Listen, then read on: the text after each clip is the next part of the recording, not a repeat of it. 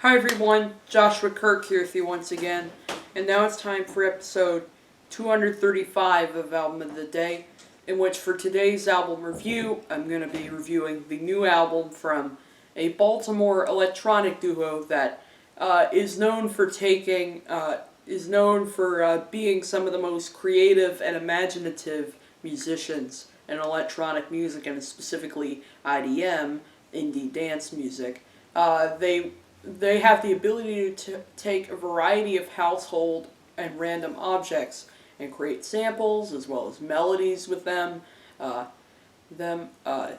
course, I'm talking about the highly fun and entertaining duo known as Matmos, who of course have been around for over 25 years and are now back with their first album in a few years, released on March 15th, 2019, and the album is called Plastic Anniversary. And I recently got this on vinyl as a graduation gift, since I recently, as you may know, I graduated from high school. Really awesome album cover, easily one of my favorite album covers of the year. It definitely reminds me of some of the pages from some of those I Spy books that I used to, check out when I was little. And as the album cover indicates, this album's single source of sound is plastic. Plastic objects, plastic instruments, basically anything that is made of plastic, Matmos will likely take and sample here on this album.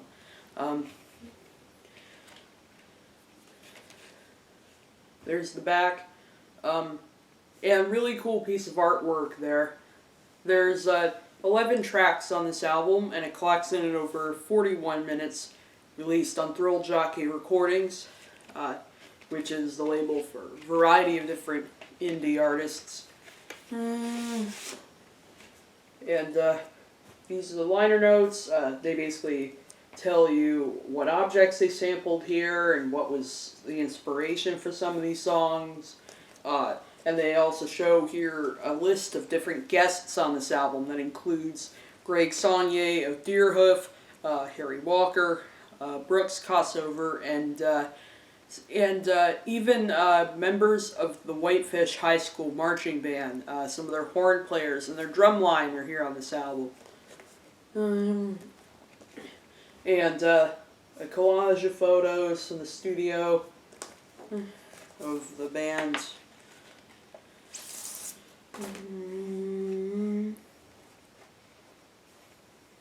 There's side A, and then there's side B.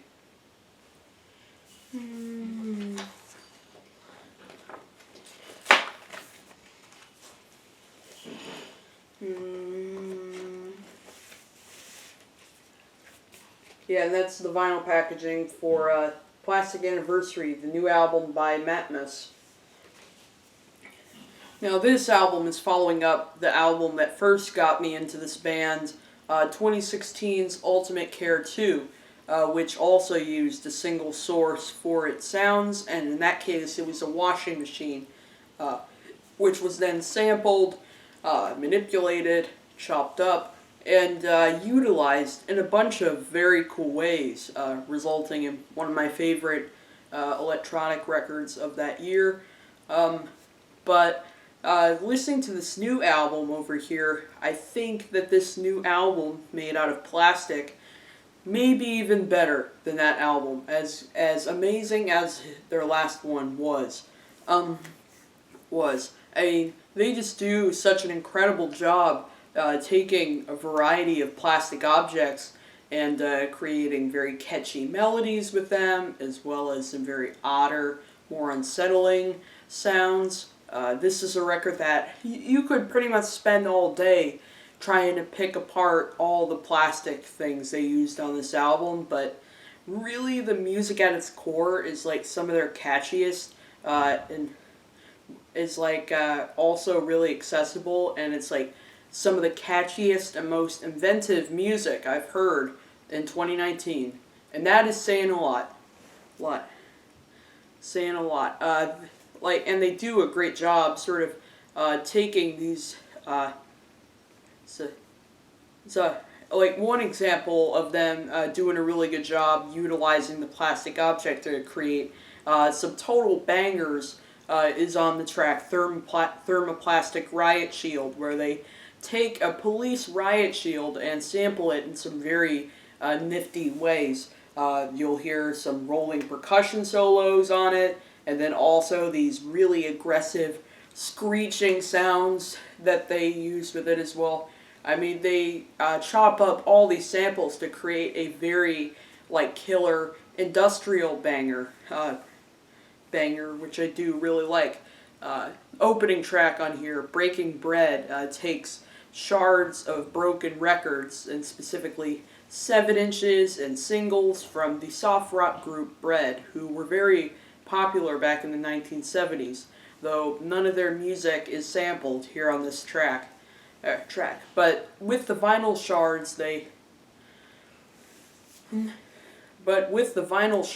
create these very catchy, peppy, like boings out of them, and it's so incredibly, it's like very hilarious and easy to get stuck in your head. It's very hypnotic, but at the same time, it's the kind of thing that makes me smile a little bit when I listen to it. And there's also a really cool animated video for the song too, where they do show some imagery of some of those vinyls as well, including different animals actually eating the records, which I think kind of is kind of clever, considering it's metaphor for like they're essentially breaking or eating bread. Track number 2, The Crying Pill. The Crying Pill features samples of a bunch of different plastic containers, and they simultaneously use it to make both very hilarious, funny and catchy melodies, as well as some pretty unsettling horror film-esque howls with them too. Specifically, they use a plastic container that's shaped like a pill, so it's kind of like a little capsule essentially, and it makes this really loud screeching noise that could pierce your ears, which at times it could be really annoying, but when the band decides to sample it and create a song out of it, I am completely jamming out to it. They also sample things like a DNA kit and an exercise ball, and there's some really great riffs on here. That riff that goes,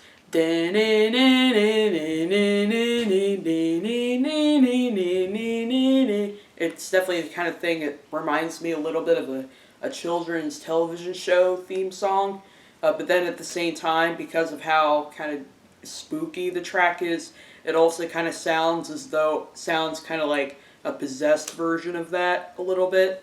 But it just sounds incredible, I'll tell you that.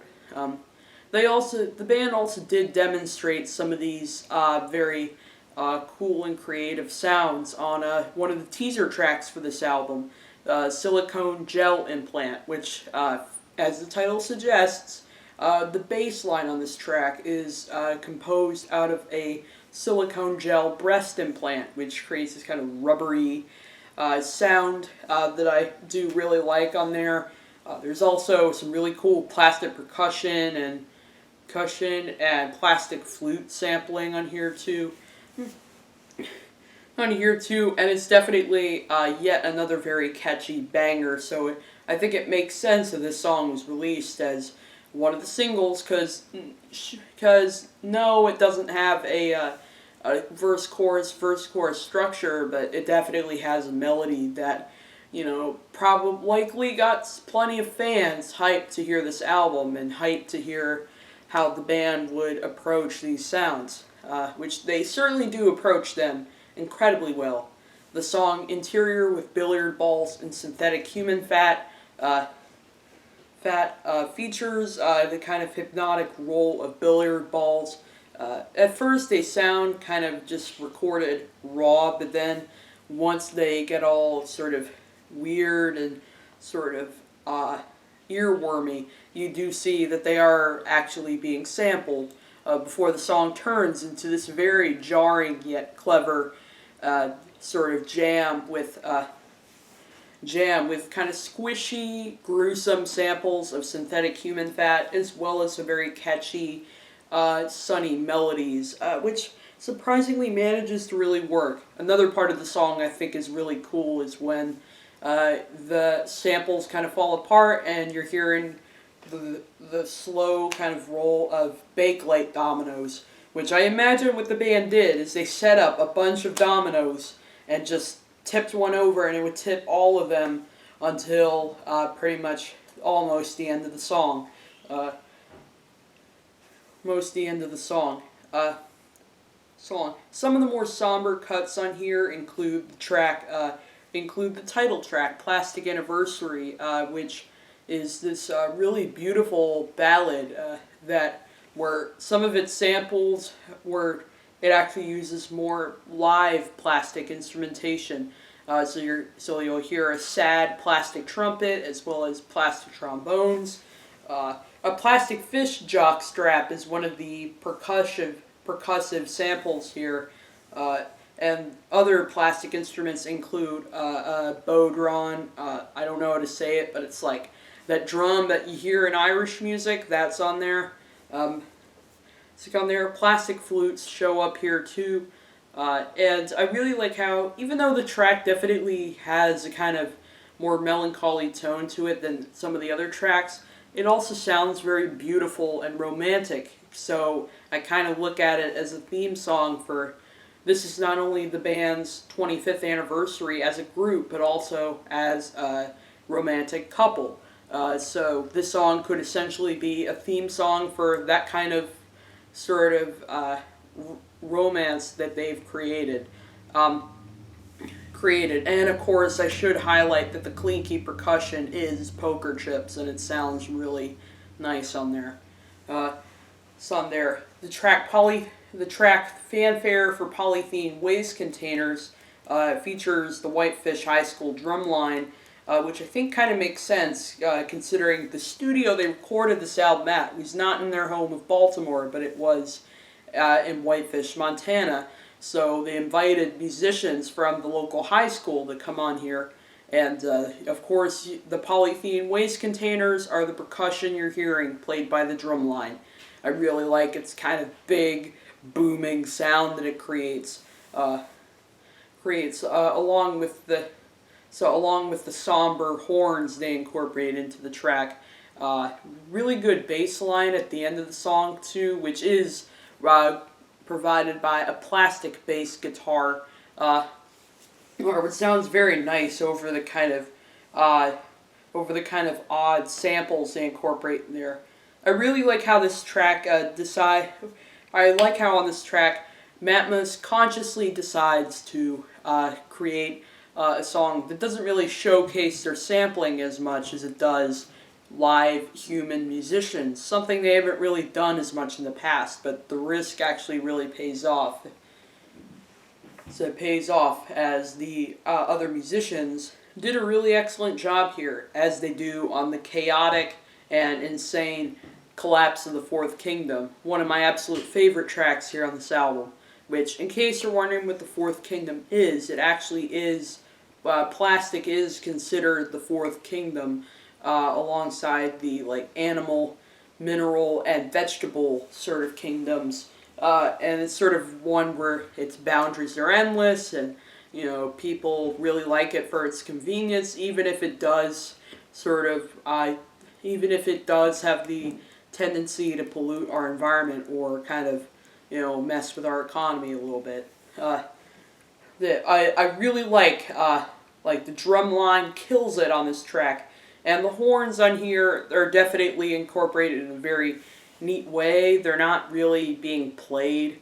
They're not really being directly played as much as they are being just kind of crazily blown into, as well as sampled in a very jarring but very exciting way. Some of the plastic objects you can hear on this track are edits of Lego bricks, Lego bricks, some plastic gloves, which I assume one of the band members used to like clap their hands with. There's a variety of whistles like you would hear in a high school homecoming parade a little bit. Homecoming parade. Bake like dominoes appear on this track once again. And I really like how the song ends literally with the whole thing collapsing. You hear a little actual music sample before eventually Lego bricks start coming down. The horns start getting the horns start making all kinds of strange noises and stuff like that. That it's definitely an incredible and very exciting collapse. Very exciting collapse. It's kind of the musical equivalent to, like, imagine a high school homecoming parade that's going on, but then all of a sudden there's like all these other performers that try to crash the parade or something like that with all kinds of weird things. Weird things is basically what this sounds like. Overall, this is an incredible record. There's not really a lot of complaints that I have about this album. I'm surprised how much I enjoy this record more than their last album. There are a couple moments here that I think were good, but could be improved a little bit. The track "The Singing Tube" features a kind of percussive groove of toilet brushes striking a PVC pipe. And while it is a good idea, I would say, I can say that this track is my least favorite here because, I wish the band would have sampled it a little more and also given it a little more structure. It's basically just one little riff repeated a million times for for pretty much its entire 3-minute runtime. And the closing track, Plastisphere, is this really gorgeous, soothing, kind of ambient track that samples bubble wrap along with plastic bottles and straws, as well as an emergency stretcher, which makes that really interesting kind of ring effect. Which I will say, the sounds are recorded very nicely, and I think it creates a very nice kind of meditative way to close the record. But I can say, the track does get a little boring. The longer it goes into its runtime. So I do wish it actually were cut a bit shorter, maybe, or that the band added something more to it. That would have improved it, in my opinion. But overall, really excellent album. Matmos continues to be very creative in their 25 years as a band. And they create an album that I consider to be maybe so far one of the most creative things I've heard this year. I mean, in fact, I think so far it may be the most creative album I've heard this year, which is a bold statement. But I highly recommend checking out this album. Fans of the band's work will certainly enjoy this album for its experimentation, though I will say, newbies to Matmos, you can pretty much start anywhere in their discography. Ultimate Care 2, I think, is actually a good place to start. That's the album that got me into them, and I think even this album might be a good introduction to them, so you can pretty much go anywhere in their discography. If you're new to this band. Because guaranteed this album will be a very cool experience. And I will say, it sounds very stunning on vinyl too. I really like this better on vinyl than I did listening to it digitally, because listening to it on vinyl, I really feel like I'm in an all plastic world, and that the band is sort of taking me to this very cool, though occasionally unsettling place. So I really do like this vinyl pressing because of that. So that's my review for Plastic Anniversary, the new album by Matmos. And I'll see you for episode 236. Morning.